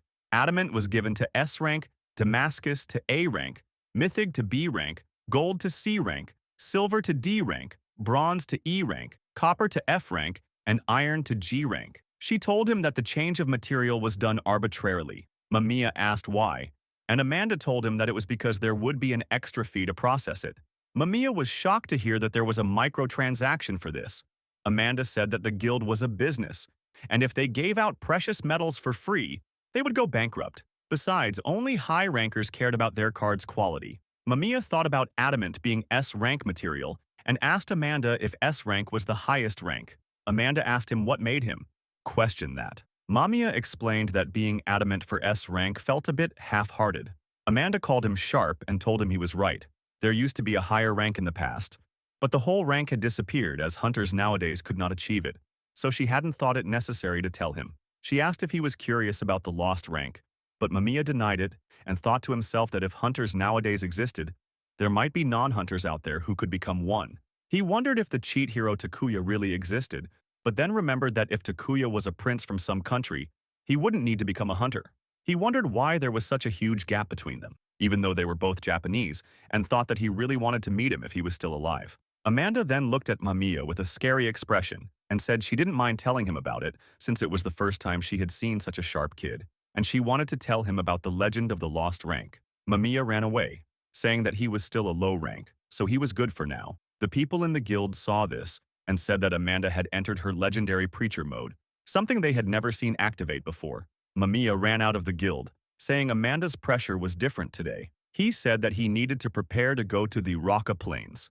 He had already gathered information, bought antidotes and supplements, and all that was left was to buy a weapon and armor at Paisa's store. He told himself that he would buy them early in the morning and then head to the Raka Plains. When he reached the store the next morning, Paisa told him that it would take 5 days to make his armor, as he only had the leather in stock and crafting the armor would take 4 days. Mamiya was shocked to hear this, and Paisa asked if he had finally gone crazy. Mamiya said he had planned to reach the plains today, so he woke up early and had done all his other preparations. He asked if he couldn't just get the existing products for armor. Paisa said that this involved his life and death. Wearing something that didn't fit would affect his combat ability, and besides, there was no way he would have child-sized armor ready. He called Mamiya inside, saying he would measure him, and after that, he could look at some weapons. Mamiya thought to himself that he had miscalculated and decided that he would go to the plains without armor if he was only scouting the area. He then saw something and called Paisa, saying he wanted to see that sword and asked if he could take it out of the case. Paisa looked a bit stunned but took it out for him. Mamiya was impressed by the sword, saying the size was just right and it was within his budget. Paisa explained that the sword had a maximum magic power increase enchanted on it. Mamiya asked if that was why it was so cheap compared to the non-enchanted ones. Paisa explained that no one wanted to buy it since magic power increase was usually enchanted on staves, and while it was possible to dual-wield them, no one in this town, where there were only E-rank hunters, wanted to buy it at a high price. Mamiya asked Paisa why he had made it anyway if he knew no one would buy it. Paisa asked Mamiya why he thought he had made it. Mamiya apologized and said he had heard from the lady at the jewel store that Paisa could do enchantments. Paisa knew the lady was Mizal and called her an idiot. He told Mamiya that he was right. He was the one who had made it. Mamiya thought to himself that Paisa had created a sword he knew no one would want. He started mumbling to himself, and Paisa explained that he had created that sword for his son. Mamiya was happy to hear that he had a son but stopped himself, reminding himself to read the room. Paisa had never mentioned anything about his son, and putting a sword that no one wanted in the display case meant that anyone could figure it out. Mamiya apologized, but Paisa said it was just as he imagined and told him not to worry about it. His son had been excited about being an adventurer when he was Mamiya's age. Paisa asked if he was going to buy the sword. Mamiya said it was a memento, but Paisa said he had put it in the showcase because he wanted to sell it, and he was sure his son would be happy that way. Mamiya said he would buy it. Paisa asked if he was planning to go to the Raka Plains without wearing armor. Mamiya got scared and knew he couldn't lie about it. He told him that he was indeed planning to do so, explaining that the experience he had gained had already hit its limit, so he should be able to fight monsters in the Raka Plains that were also F-tier. He said he might look reckless, but he was doing this as carefully as he could. Paisa asked what if he told him that he wouldn't sell the sword until the armor was done. Mamiya knew that normally he would wait for the armor to be finished, but he had become stronger by taking risks. He told Paisa that even so, he would go even if he only had a knife. He could still scout the area, and couldn't wait 4 days without knowing what the new hunting spot looked like. Paisa looked at him in frustration and asked why he was saying the same thing as his son. He said that while he had put his heart into creating that sword for his son had died. He told Mamiya to wait there and brought out the armor, saying that it fit him perfectly. Mamiya asked if it was his son's armor. Paisa told him that the armor could defend against the air mantis's wind attack, so that someone wouldn't get shredded into pieces with their internal organs popping out just because they didn't have armor. Mamiya asked why he was using sarcasm, and Paisa told him to go ahead and die wearing that armor, and he would go after him and kill him again. Mamiya said that was terrifying and it made him focus. Paisa then showed him the practice ground behind the store and asked him to swing the sword. Mamiya took it out and started practicing. He thought to himself that Paisa might have been waiting for someone to pick that sword, someone who reminded him of his son. He hit the target, and Paisa asked how the sword felt. Mamiya told him that it was light, easy to use, and really nice. He thanked Paisa very much and promised him that he would not die. Mamiya felt like he could finally move beyond the tutorial area of this world. He asked Paisa how much it cost. Paisa said he didn't need to pay. Mamiya said that wouldn't do, and told him to let him pay for it. Paisa said it had been put away because it was not for sale to begin with, and he wasn't taking money for it. Mamiya said he would pay since he had the money. They argued like this for a while, and in the end, Mamiya only paid for the sword. He called Paisa a stubborn old man. He ended up with extra money and thought that if this were a game, he should be happy when events like this happened. but he felt complicated about it. He arrived at his final stop, the church. He had chatted with Maris, the sister, from time to time, but he had never entered this church before. When he entered, he saw all the statues of the goddesses. Just then, Maurice arrived and told Mamiya that he had become quite distinguished. Mamiya greeted Maurice and asked if the person in front was doing what they called praying to the goddess. Maurice confirmed this, saying that was how they offered prayers. The one who had been praying came over and asked Maurice to show him his status. Maurice agreed, and Mamiya thought to himself that they really did check the stone slab. He saw that the stats were completely visible. Even though some people paid money, they could only check their status on a stone slab that was completely visible to others. Mamiya said he was glad he could check his own status. He asked Maurice if the status he could check depended on the offering he gave. Maurice declined this, saying that he was asking for punishment. Mamiya apologized, and Maurice explained that if there were a lot of contributions to the church, the members of the church might get invited to events hosted by the Fanmel Empire, which was the central authority. She said it had nothing to do with them since they were in the countryside. Mamiya thought that he could feel the financial influence and that donation money was probably used for the church's operating costs, but it felt like something a wealthy country would do. Maurice asked if he had come to do that, and Mamiya confirmed it, saying he had gathered enough offering, 500,000 beak. The reason he had come to the church was for class selection. He hadn't expected that he would get a class just from praying, but he needed to use whatever was given to him. Maurice told him that class selection was like receiving the goddess's divine protection itself, so he should pray properly to get the class he wanted. Mamiya asked about divine protection, and Maurice explained that depending on his class, the skills related to it would improve more easily, and it was called divine protection because he would receive many blessings. Mamiya understood and said that yet another RPG element had been introduced. He thought it was easier to understand if he thought of it as a growth bonus. In that case, he asked if there were perhaps ranks in classes.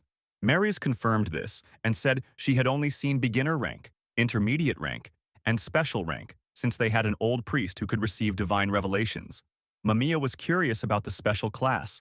Maurice said those were the only ranks he would find in this town and left to call the old priest. Mamiya said that she shouldn't say such strong-sounding terms so casually and that he wanted to hear more about it, but he saw that she was already over with the old priest. Maurice told the old priest that there was someone who wanted to do class selection and asked if it was possible today. The old priest said he could still receive a divine revelation. Mamiya introduced himself, and the old priest said he was the priest of this town, Trail, and told Mamiya that he was very impressive for his age. Mamiya saw that the old priest was a special class holder, Priest Trail. He didn't look that remarkable to him, which made Mamiya relax.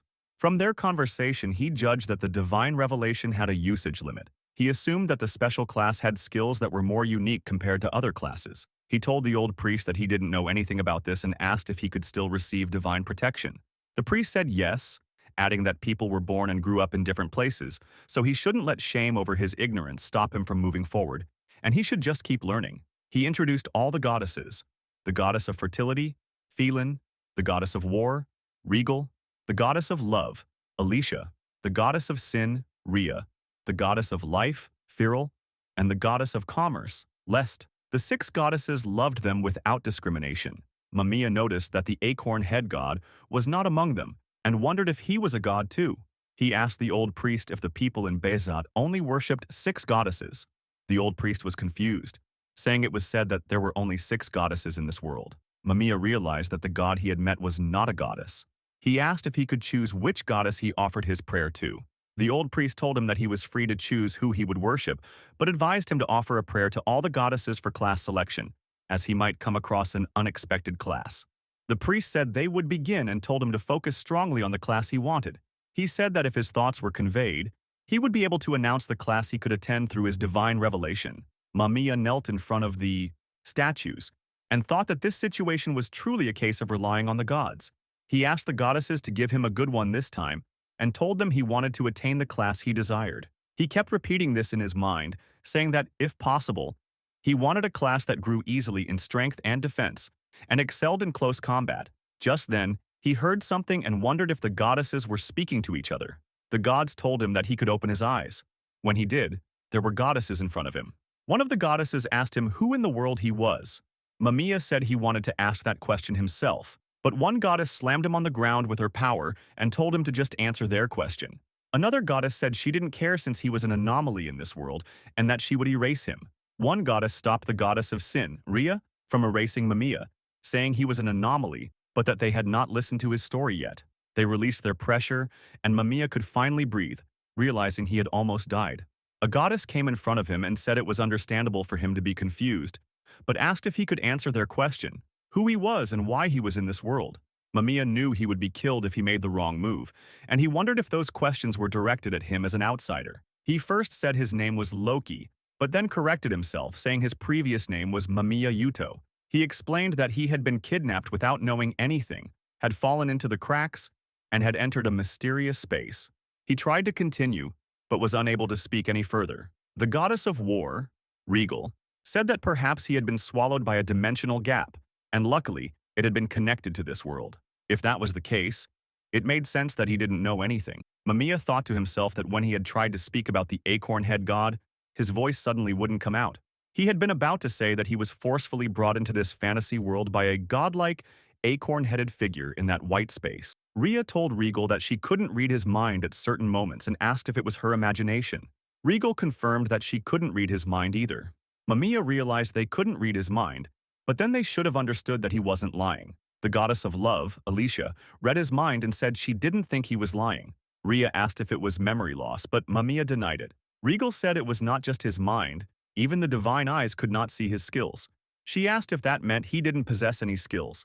Regal said it was either that, or he was using something unknown to them. Rhea said he was quite dangerous.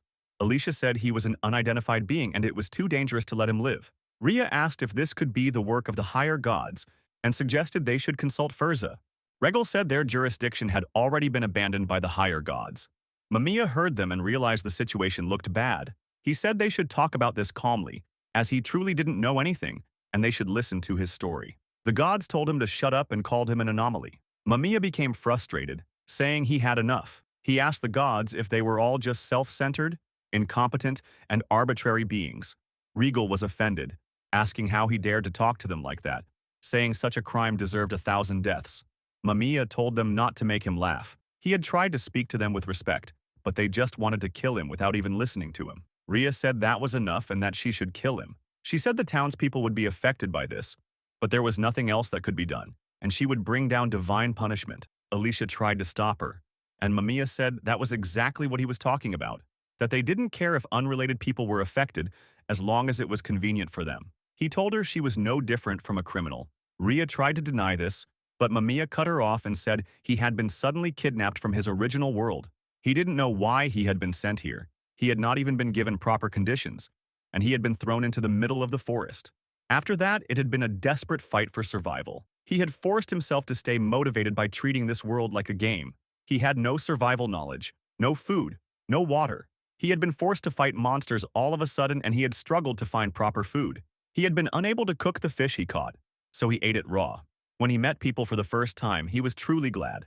He had thought he could enjoy this world. He had thought he could live properly. He asked the gods why they were doing this to him and if it was so wrong to desperately try to survive. He cried in front of them, saying that although his parents had disowned him, everyone in this world had praised and acknowledged him, and that had made him truly happy. He thought to himself that this was the end for him, even though he had promised Paisa that he wouldn't die. He asked if this was really reincarnation, and said that if he could be reborn, he wished to be reborn in a world like this, where efforts were rewarded. Alicia asked him who he really was. Mamiya said he didn't know, saying he wasn't a god, just a man who clung to life and had begun to find joy in this world. Alicia said she wanted to confirm one last thing with him. She asked if, before he had arrived in this world, he had been bestowed with some kind of skills. Mamiya was confused, so Alicia explained that sometimes the goddesses reincarnated the souls of those who had died in another world and summoned them into this one. During that process, they bestowed special skills upon them. Perhaps something similar had happened to him as well. Mamiya understood what she meant and shared the two things he had gained. The first was youth restoration. He might look young, but he was actually 32 years old. The second was the status screen. He could see his MP and each of his stats. He said he wasn't sure if those two were considered skills, but there were two fields on his screen whose contents were hidden. He believed those two were youth restoration and the status screen. Rhea acknowledged that he wasn't lying. Regal asked what the status screen looked like. Mamiya said he wasn't sure how to explain it properly, but that it looked like the status screens from games in his original world. He could see his stats like strength, intelligence, and level. There was also something called a skill tree. He could check all the skills he had learned and the ones he could learn. He could also see blessings and titles, though he didn't have any yet. Ria said it was better than what they could see with their divine eyes, and wondered what a skill tree was. Regal asked if this was something Furza had set up as a foundation in this world. Mamiya said he didn't know about that, but explained that people in town said they could check their skills by praying to the goddess. For him, it was further quantified, letting him see more detail. He needed to acquire skills and could allocate points himself. Alicia said there was no doubt about it. A higher-ranked god must have been involved. Mamiya wondered if Furza, whom they had mentioned, was someone like their superior. He thought they should understand now that he could only see a status screen, and it wasn't like he had a cheat skill. Alicia said she doubted that skill could threaten the world. Mamiya forgot she could read his mind. Regal said his heart seemed to be in the right place, but he had a bad attitude, though they were also at fault for provoking him. He didn't seem particularly suspicious. Mamiya grew frustrated and asked if they understood now. They had tried to kill him without listening to his circumstances or even letting him introduce himself. All the goddesses felt guilty and bowed, apologizing to him. Mamiya was surprised and said he was fine as long as they understood his circumstances. He also apologized for using improper words. He explained that the reason he had come to the church was for class selection. The goddesses then told Mamiya that he couldn't choose a class. He asked if it was because he didn't have the aptitude to become a hunter, but a goddess told him it was not that. Regal explained that the 6 goddesses were the ones who managed this world, but they were lesser goddesses who had only been entrusted with its management. They had not been granted the ability to bestow blessings upon anyone other than those born in this world. Mamiya asked if they could return him to his original world. Regal told him that, unfortunately, they did not have such power. Alicia said that now that they understood his circumstances, it was their job to show him the path of salvation. Mamiya looked at Alicia closely and realized she had been the one to listen to his story. He had been so desperate earlier that he hadn't gotten a good look at her face, but now he found her cute. Mamiya forgot she could read his mind, and Alicia became flustered. She said he must have been troubled not knowing much about this world, and from now on, they could provide him with advice. They gave him a divine revelation. Now he could receive messages from the goddesses, but he could only use it once per day, and it could not be activated at will. He asked Alicia if he was correct to think that the divine revelation skill only let the goddesses speak to him, but not the other way around. Alicia confirmed this, and Mamiya asked if that meant he was being monitored at all times. Alicia said no, not all the time. They could only discern individuals near their statues, so he could rest assured. If he had something troubling him, he could visit any church. Mamiya said he had a status screen, so he didn't think he would ever go to church. Alicia said that wasn't good because it was one-way communication. She suggested giving him celestial channeling instead, which would let him respond. Regal said that was a skill only shrine maidens could obtain.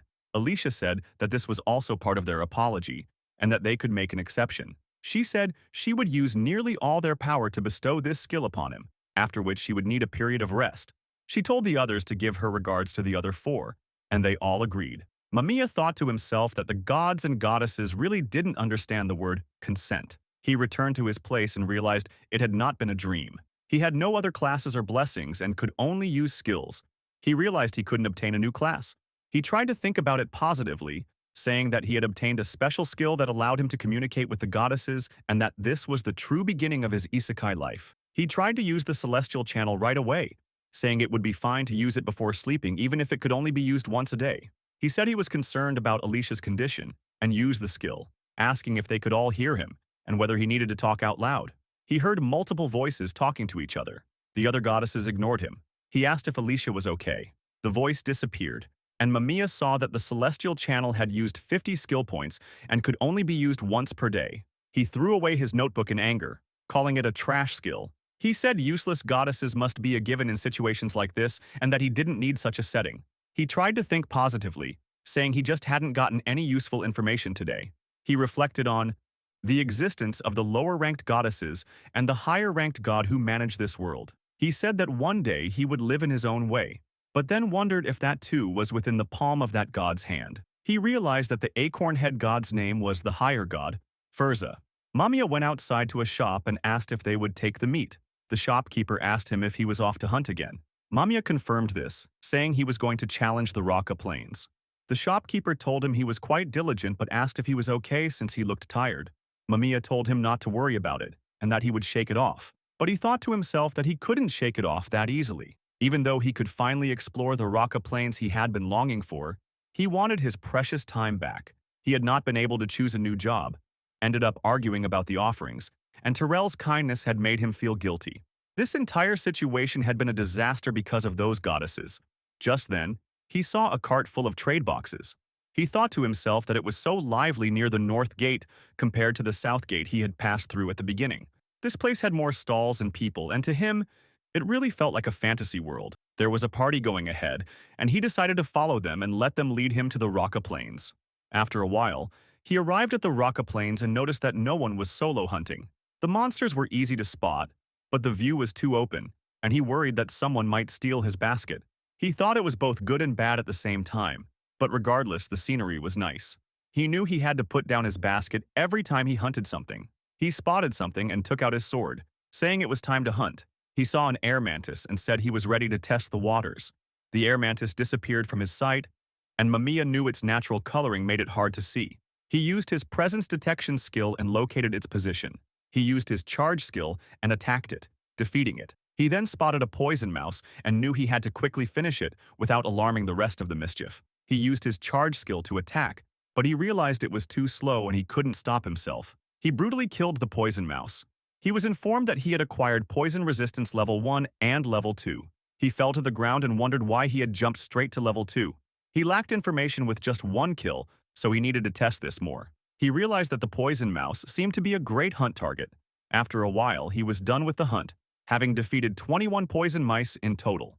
Rudy told him that one was unsalvageable due to a damaged poison sac, but the rest had an A-grade rating for materials. Mamiya knew which one hadn't made the cut. Rudy told him that it had been stabbed too deeply and asked if that was the first one he had hunted. Mamiya confirmed this, saying he had missed his aim because it was slower than he had expected. Rudy, seeing that Mamiya found poison mice slow, asked if he was planning to take on the Luluve Forest solo too. Mamiya thought to himself that even the air mantis had not been much of a challenge and wondered if he had overtrained in Palmyra and if he should head to Luluve early. But then he realized that this was exactly how people strayed off the path. When things went too well, they started believing they were stronger than they really were and recklessly charged at tough enemies. Some games punish players harshly for that, causing them to lose everything. Plenty of people had fallen into that trap and rage quit. He told Rudy that he wouldn't go to the next area until he was confident he was strong enough in the Raka Plains. Rudy said that was the spirit and reminded him that the difficulty spiked in Luluve after all. He told Mamiya that with his build, he would get sent flying by orcs even with armor on. Mamiya wondered if Rudy was testing him with that question. Rudy told him that was not all, as he wouldn't earn much solo in Luluve. Mamiya asked if that was because of the material weight, and Rudy confirmed this, saying he was aware. He explained that the most profitable thing there was orc meat, and no matter how many he killed, he could only carry so much by himself. Mamiya said he would think about it when the time came. Rudy told him to make sure he did, and that until then, he had better endure his receptionist's lectures. As Mamiya left, he spotted the party from earlier talking among themselves, saying that 41,400 beak each was not bad for today, and that they could relax for 3 days with that amount. One of them said he wanted to buy something and suggested they rest for 2 days. Mamiya thought that just observing them was quite educational. He realized he could live comfortably with just 5,000 beak, and it seemed like people here aimed for around 10,000 beak daily. At first, he admired the idea of a party, but considering the experience and rewards, it did not seem viable for him. Even if he hired a porter, he would need someone who could keep up with him while he ran around the hunting grounds. He wondered if there was anyone like that in this town. Either way, he thought the biggest obstacle was the difference in goals, as he wanted to pursue power all the way to the limit. Just then, Amanda arrived and asked him when he was going to form a party. Mamiya said he had just been thinking about it. At that moment, the party from earlier spotted Mamiya, and the receptionist told them that Mamiya was Amanda's favorite, as he was the recently rumored promising rookie. The party members seemed interested in him. 4 days later, Mamiya was back in the Raka Plains. He had learned something new from the poison mice. The skill XP he earned was based on the monster's skill level. That was why he had obtained poison resistance level 2 after killing just one. When he had defeated monsters in Palmyra, his charge skill had gained 20% experience. Meanwhile, defeating a poison mouse after his poison resistance hit level 3 gave him 20% experience as well. He wondered if the monsters in Palmyra had skills at level 1, and concluded that poison mice probably had them at level 4, which was quite a high level. He thought that hunting monsters with high-level skills would save him a lot of trouble in the future, as it would be more efficient. He told himself that before heading to Lulu, he should raise his poison resistance to at least level 6 and ideally level 7. But fixed-point hunting was not feasible there. Another thing he had learned was that the poison mice were cannibals and ate one another, so he could not take his eyes off his basket. Heading back to Bizart regularly to store materials was an option, but it would take a 2-hour round trip, which would be exhausting. As an efficiency enthusiast, he wanted to hunt them all in one area. He wondered if there was a tall platform out of the monster's reach where he could place his basket. He thought about piling up dirt with a shovel, but dismissed it as unrealistic. He remembered that he had learned earth magic from the huli moles. Jokingly, he told the ground to rise, then saw that the ground actually rose. He noticed on his stat screen that his mana was decreasing and wondered if that meant a spell had been activated. He remembered that he had not been able to use fire magic no matter what he had done before. He told the ground to rise again, and the ground rose. He couldn't believe it, and asked himself what the difference had been last time. Then he realized that the trigger was actually his feet, not his hands. He decided to test it more and raise the ground again. He saw that the quantity had increased, but some monsters could still climb it. He checked his stats screen and realized it cost a lot more mana too. He wondered if he could customize the shape and decided to experiment. He tried to create a pillar, but saw that it was not as tall as he had hoped. He decided to create many pillars, but they came out wrong. He then decided to create one long, thick pillar, but it did not activate. He realized he had gotten too greedy. He understood that the key was in the incantation. If he combined certain keywords that were within the limits of his earth magic, it would work. He created a long pillar successfully and was proud of himself. He understood that this was how magic worked in this world, and thought that now he could do fixed-point hunting as much as he wanted. But then he asked himself how he was going to get his basket back. Mamiya was able to hunt a lot more, and said this was the effect of fixed-point hunting. It had been tough for him to get his basket down, as he had, to create another pillar to retrieve it, but he thought that if he could tell his past self, who had been desperately trying to grill fish, that magic came from his feet, he would. Then he accidentally created fire from his fingertip.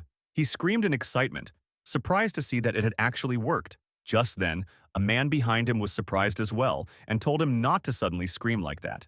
He asked if that was why Mamiya was still alone and told him that people were talking about him, saying there was a rookie who was always alone. The man introduced himself as Ardent and said that Mamiya was in luck because he would let him join his party. Mamiya refused Ardent's offer and left. Ardent was shocked to see him refuse and said that hunting in a party was the way to go. Mamiya told him there was no need to worry, as he preferred to hunt solo. Ardent became angry, saying that brats like him who acted cocky were the ones most likely to die, as no one would willingly babysit them. He told Mamiya that he should rely on the kindness of his seniors, but Mamiya told him that he was choosing to go solo and was fully prepared for it. Ardent then said he was going to report this to the guild and warned Mamiya that he would regret it. Mamiya left, saying he would be fine. When he returned to the guild, Amanda told him it was obvious that they were after his strength, or rather, his rewards, and that they had probably rushed to scout him before any other party got to him. Mamiya said he was relieved when Amanda brushed them off. Amanda was happy to hear that and said, of course she would do that. But she explained that she could only go as far as warning Ardent's party, and as a guild staff member she could not play favorites beyond that. Mamiya agreed, saying that alone was a big help.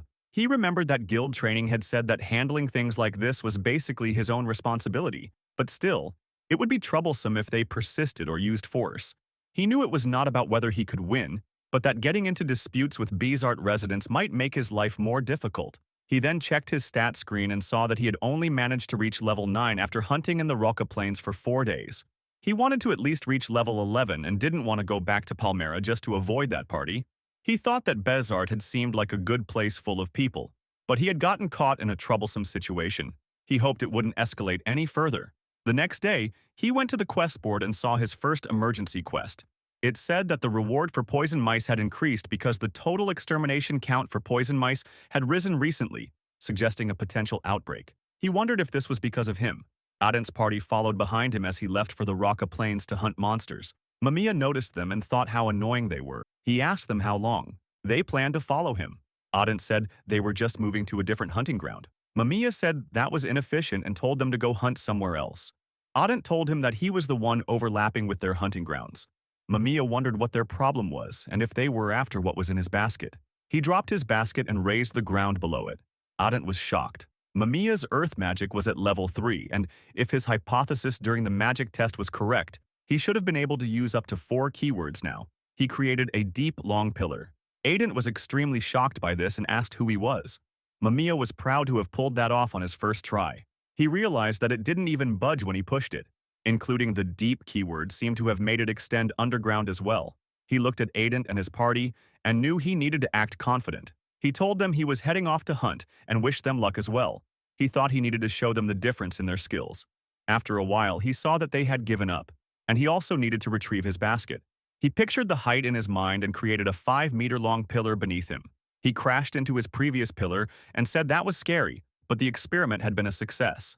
The one platform had cost him 26 magic points to create, and he knew he needed to keep track of his MP usage while creating stone pillars and retrieving his basket, using the travel time to recover. He thought to himself that he would now be able to hunt in the Raka Plains more efficiently, and he couldn't help but smile. He decided to hunt some more. When he returned to the guild, he realized he had overdone it and was exhausted. Rudy told him to just leave it there and that he would get to it once he finished with his current work. Mamiya's basket was overflowing with poison mice. The other hunter was shocked by this. Rudy said he knew Mamiya was the cause of today's emergency quest, since none of the other hunters had reported anything strange about the poison mice.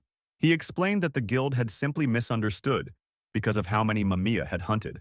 Mamiya said it wasn't his fault, as he had never claimed that the poison mice were breeding out of control.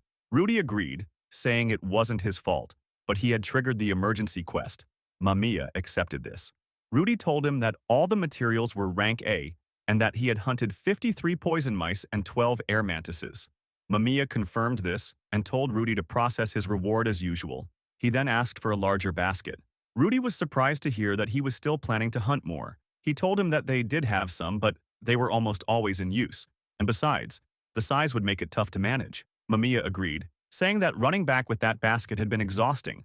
Rudy was surprised to hear that he had run with it and said that Mamiya's endurance was why he was able to bring back absurd amounts of materials. The other hunter was extremely shocked by this. Rudy scolded the hunter, Warden, telling him to stop gawking and get moving. He scolded Loki too, saying he was super busy because of him. Mamiya left, thinking to himself that he might have to get a custom-made basket. As he was walking, he saw Aiden's party in front of him. They told him, "Good work," and asked him to hand his rewards over. Mamiya ignored them and thought that all he had to do now was report today's events to Amanda. Aden became angry, telling him not to ignore him. Mamiya went to Amanda, and she told him that Aiden and his party had claimed he had joined them. She asked if it was true. Mamiya denied it, but Aiden said they had heard him say it clearly when he had told them to do their best. Everyone in the party confirmed this, saying that since he had left his basket and said that, they had thought he was willing to join their party. They said that since they were in the same party, the rewards should be split equally. Mamiya wondered what was wrong with these people. Normally, when someone saw the difference in ability, they backed off, just like the Hunter Warden had. He wondered if he needed cheat-level strength to deal with these people. He decided that if they were going to go this far, he wouldn't stay quiet anymore. He asked them if they could tell him their rank and today's earnings. Adent asked why they had to tell him that. Amanda told Mamiya that all 3 of them were rank F and that their total earnings had been around 40,000 beak. Adent became angry at this, telling Amanda that just because she favored this kid didn't mean she had the right to reveal that, and that she was unfit to be a receptionist. Amanda argued that they were the ones who had claimed Loki was part of their party and insisted that the rewards should be split equally. Adent agreed and said they just had to give Mamiya 5,000 beak. Mamiya told him he didn't need it, asking what kind of idiot would form a party with a group that was nothing but a disadvantage when he could earn 400,000 beak solo. Adent became furious, telling him to watch his mouth. Mamiya told him this was his final warning. If they kept following him around, he would consider them his enemies. Aiden asked what he would do if they became his enemies. Mamiya said that enemies were the same as monsters, and anyone who sided with them would also be treated as an enemy. He warned them that he would kill them without mercy. He told them that if they kept harassing him and interfering with what he did, they were no different from goblins. Aiden became frightened and asked if he was kidding. Amanda tried to stop Loki and asked someone to call the guildmaster. Aiden shouted angrily, telling Mamiya not to get cocky. Just then, the guildmaster arrived, asking what all the commotion was about at this hour. He saw Aiden and Loki arguing, said they were bothering everyone, and told them to come with him.